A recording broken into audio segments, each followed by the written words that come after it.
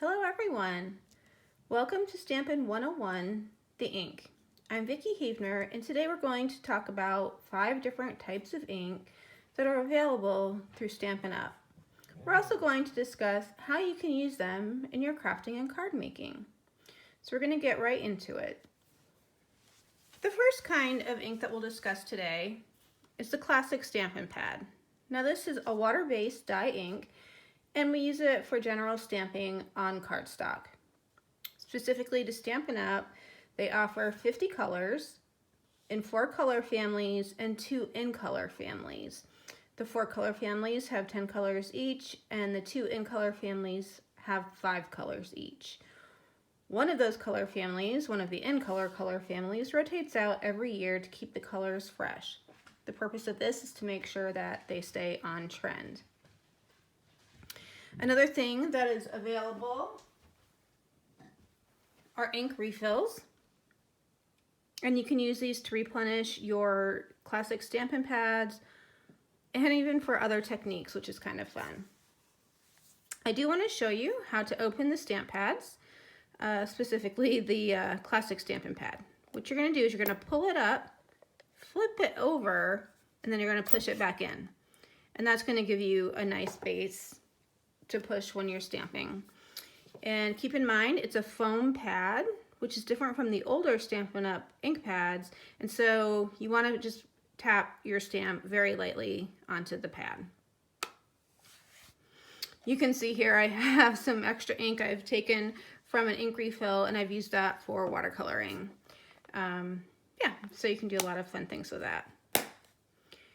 Another trick to open them is to press down on the back side, which will flip it up, and then you can continue to open it. Okay.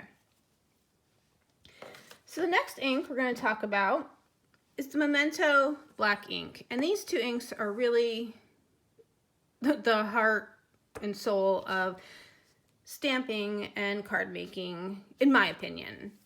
We have other ink pads we're going to discuss, but these 2 are just the most common, and you can use them for many different things.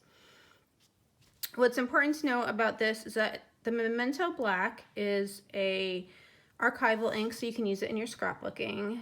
And the other thing that you can do with it is color with alcohol-based markers. You do not want to use to watercolor with this because it also is a water-based ink.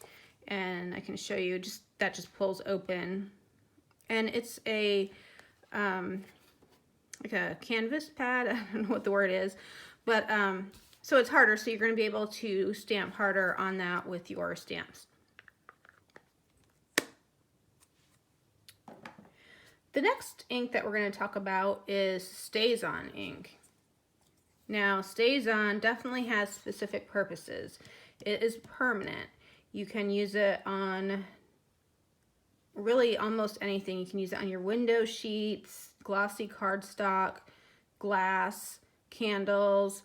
I know there's more surfaces. Oh, when people want to make stamp on tiles, and they will sometimes make coasters, that's another thing.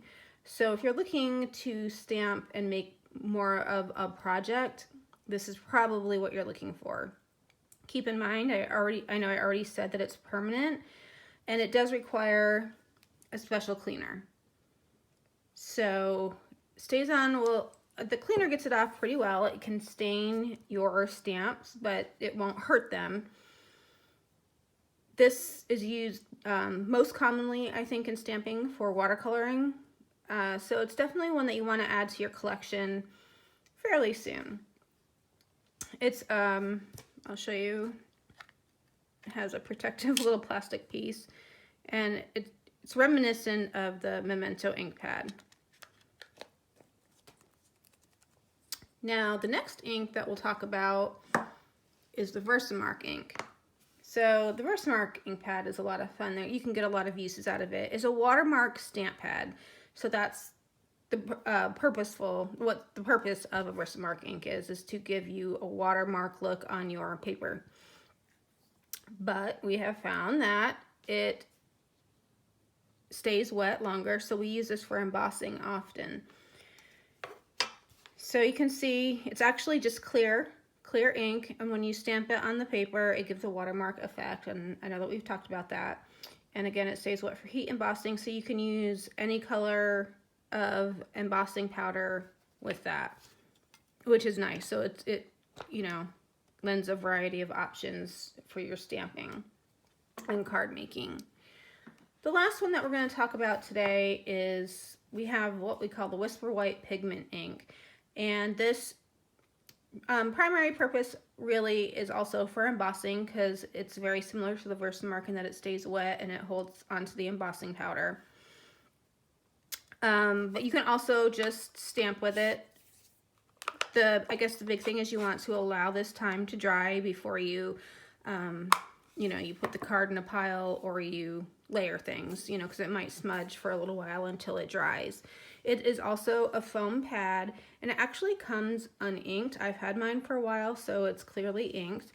You can also use it for, you know, several different stamping techniques, including watercoloring. It makes a pretty very light watercolor wash. And maybe we'll do some of those different techniques that I'm talking about in some upcoming videos. But for now, I wanted you to just get eyes on and see all the different possibilities for stamping and card making, and give you just a brief definition of each of them. So thank you for tuning in, and if you have questions, leave them in the comments. I will get back to you, and we'll talk to you soon. Have a great day. Bye.